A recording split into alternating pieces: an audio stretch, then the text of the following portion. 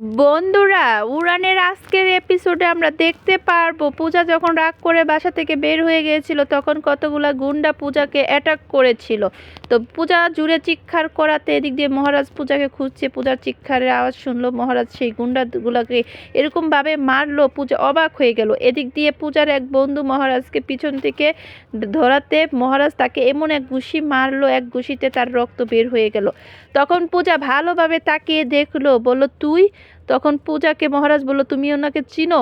উনি কে? ওনার নাম কি? মহারাজের উপর পূজা খুবই বিরক্ত, না জেনে শুনে একজনকে ঘুষি মারলো, এতে খুবই রাগারাগি করছে।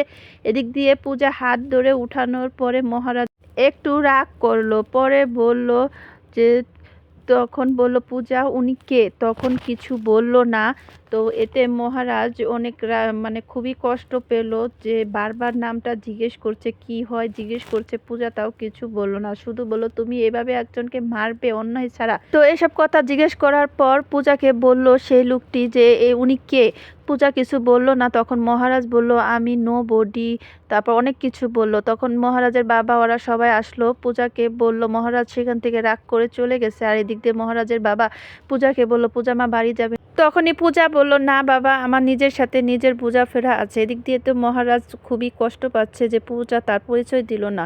প্লিজ বন্ধুরা একটা সাবস্ক্রাইব করো।